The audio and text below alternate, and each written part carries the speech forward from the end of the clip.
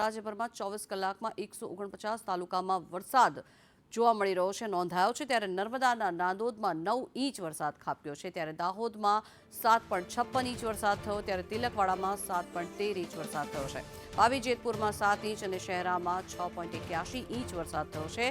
ધરમપુરમાં 6.69 inch, ત્યારે વાપીમાં 6.18 inch વરસાદ વરસ્યો।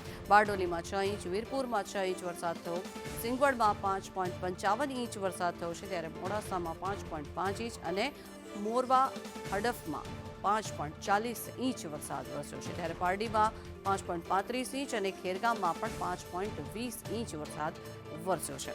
સોનગઢમાં 5.12 ઇંચ અને લુણાવાડામાં 5.10 ઇંચ વરસાદ થયો, ત્યારે ગોધરામાં 5.10 ઇંચ અને વ્યારા, ગરુડેશ્વર અને લીમખેડામાં પણ 5.5 ઇંચ વરસાદ વરસ્યો છે।